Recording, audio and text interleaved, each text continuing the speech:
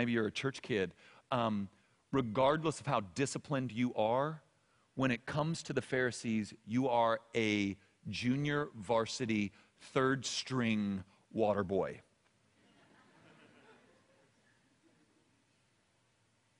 That's not true, Matt. I've memorized many verses. Okay? It's not true, Matt. I have kept myself pure. Okay. The Pharisees would have memorized the Torah. Genesis, Exodus, Leviticus, Numbers, Deuteronomy. Can we be straight with one another? How many of us have actually even made it through Numbers?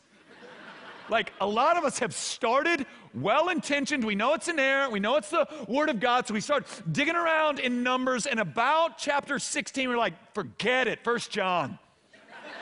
Right? But they didn't just read it. They had it memorized.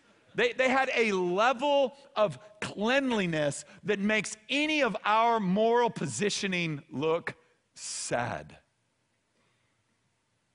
And Jesus says, unless your righteousness supersedes that righteousness, you'll never see the kingdom. That kingdom of the beloved Son, you're never going to see that kingdom. That kingdom where you line yourself up with how God created the universe to work. That fullness of life, fullness of joy, that ever-increasing joy in the creator of the universe. You're never going to get there that way.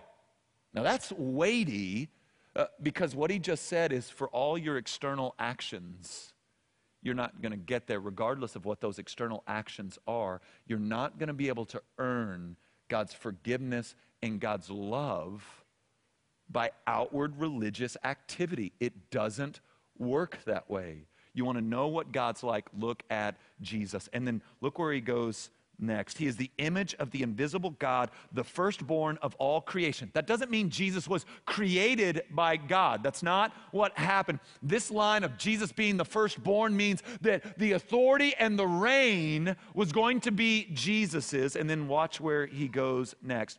For by him all things were created in heaven and on earth, visible and invisible. Love that line. There's just invisible stuff. Whether thrones or dominions or rulers or authorities, all things were created through him and for him, and he is before all things, and in him all things hold together. So you have this cosmic Jesus Christ that is not just some kind of moral philosopher or teacher. He is the image of the invisible God. All authority is his, and we see that work itself out in that Christ is the creator of all things in heaven and on earth, visible and invisible, thrones, rulers, domains, all of it created by him. And listen to this, all of it created for him. Now that's a great line, and here's something to consider. I think I know maybe 7 of you in this room, but here's what I can confidently say from the scriptures. You were uniquely designed, and you were uniquely wired, and you were uniquely placed by God for the name and the renown of Jesus Christ. And if you feel restless, it might just be because instead of being in glad submission to God's creative design in you, you're either trying to live it your own way, not submitting to him, or you're instead trying to somehow put God into your debt with your religious activity instead of resting in God's unique design in you and unique placement in you. Now, let's keep going because it's just going to get better. 18, and he is the head of the body, the church. Okay, I just think we have to talk about this one. Hey, the church has some issues. Can we be straight? Anybody ever been hurt by the church, betrayed by the church? It's okay to say, all right? I can't even see. The lights are up. Anybody ever been betrayed? Anybody been disappointed by the church? Anybody come across Christians and went, that's a Christian? Anyway, okay, do you guys ever leave your house? Do you interact with other people? All right, way to just make me feel all alone up here. It's like one dude. Yeah, okay, so one of the lines I get most often by skeptics and seekers when it comes to Christians is that they're all hypocrites. They're all hypocrites. They're all jackasses. None of them live out fully what they say they believe. So here would be my point, twofold. You're absolutely right. They are. Like, I pastor a large church. They're all hypocrites.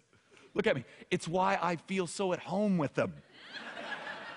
So here would be my invitation to you. If you've been banged up by the church, if you've been let down, if you feel like you've been judged, if you feel like you've been betrayed, here's the good news. You might have just found yourself a home.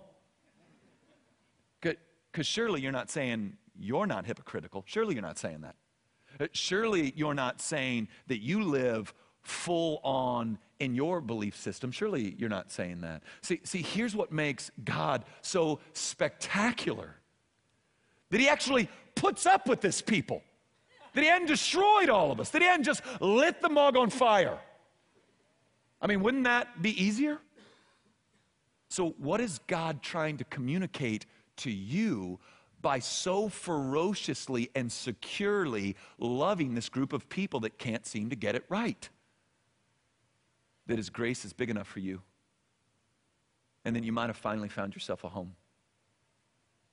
And then you might have finally found a place where you might fit regardless of what your background is, regardless of where your current struggles are, regardless of what mistakes have been made or haven't been made. Christ is the head of the church. The body is a little deformed, but Christ is getting her there.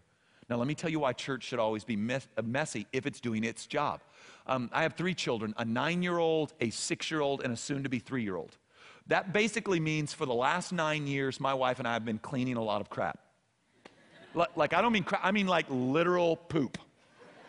All right? And so here's what happens. You get your first kid out of diapers and they're in undies and there's a massive celebration that occurs, and then you have another kid.